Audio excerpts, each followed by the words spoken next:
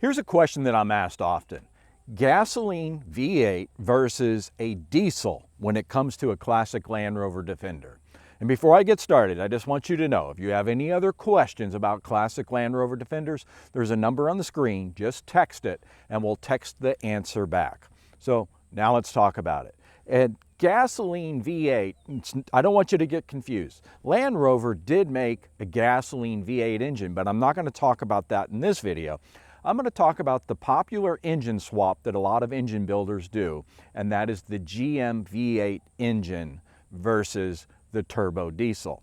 So the GM V8 engine is a crate motor. What I mean by that is you order it from GM, the motor and the transmission show up on a crate, and it makes it a very easy process for the builder to drop that engine in. Change engine mounts and put the engine in, wire it up, you're pretty much good to go. So it provides ease for the builder. But what does it mean to you as an owner? Well, the first thing is understand the engine came from the Corvette, and in the Corvette it has 32 heat exchangers. They had to do that to be able to move the heat away because it's a very hot running engine. Just at idle runs at 220 degrees. Well, that presents a little bit of a problem in a classic Land Rover Defender because you can clearly see how big the radiator space is where the air is coming in. Even though if you do a double stacked radiator and fan packs, the engine is still prone to run hot. So if you live in a hot climate, you have to keep your eye on that temperature gauge because there is a chance for it to overheat. The other thing about that heat being generated, keeping in mind, a classic Land Rover's firewall, also known as the bulkhead, is a pretty thin structure. So even if you do Dynamat and different heat film on there, you'll still feel the heat coming into the cabin, and generally the air conditioning system just can't keep up. So it really makes the classic Land Rover Defender into a cool weather vehicle. Granted, you have a lot of horsepower and you have some great sound, but it presents some problems just with the heat alone. Now, as far as service and reliability, you do have to have tune-up. So you have to get the spark plugs changed, you have to get the fuel injection every once in a while readjusted.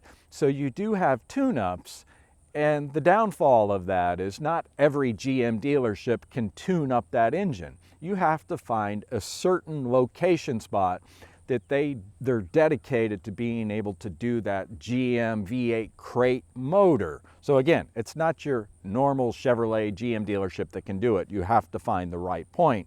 So service can be a little problematic if there's not a service facility near you catering to that crate engine.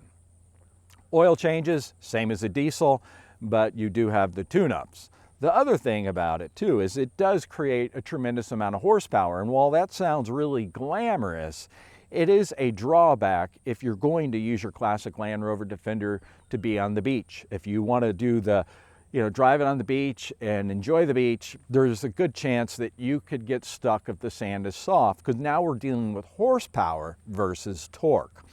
Same thing, if you want to take your classic Land Rover Defender to the ski lodge and you're getting into snow, or if you're on ice, you have a much larger potential to spin the tires much quicker because of the horsepower versus the torque.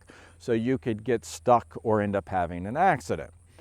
So GM V8, yeah, great horsepower. It's great for bragging rights, and I'm happy to do one for you. But now let's talk about the turbo diesel.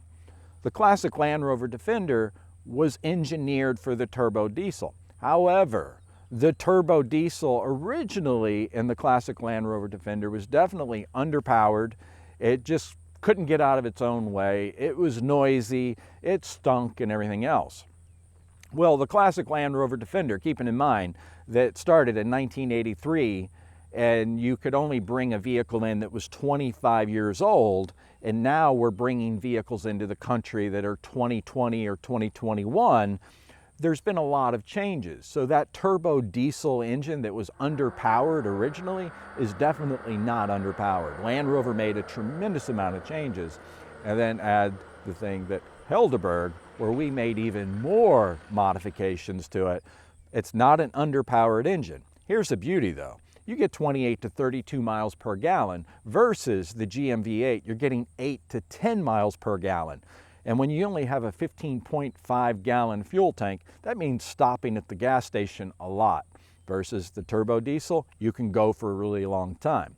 The engine, turbo diesel that is, it's also a very cool running engine. So it's great for a hot climate. It's really hard to get that engine to overheat, especially with a Helderburg modification, because we've changed the cylinder head and the head gasket, so it's an even cooler running engine, which means hot climates, not a problem. Feeling the temperature inside, you don't feel the temperature inside. Therefore, the air conditioner is really working really easy, so everybody inside is comfortable with the cooling, the air conditioning inside. The turbo diesel doesn't require tune-ups. It's only an oil change every 3,000 miles and a fuel filter every 10,000 miles. And it's really easy to find someone to service it, because generally any European mechanic can service it because it's a very simple design. But if it's a Helderburg built Defender, then you don't have to worry about that either, because if you were to have an issue, which is highly unlikely, but if you did, we do have our techs that travel and fly across the country and take care of any issue. And if the issue is too big for them to come fly out to you and take care of the issue, well, we pick it up and we bring it back.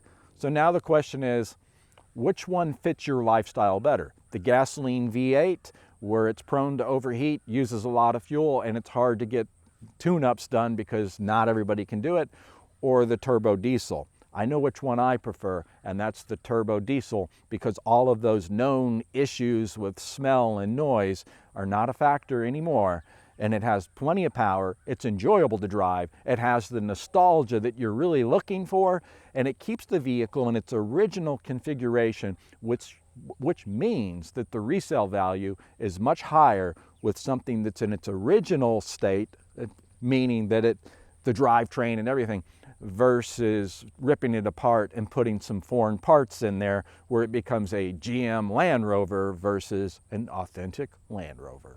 As I mentioned in the beginning of the video, if you have any questions about classic Land Rover Defenders, all you have to do is text the number on the screen with your question.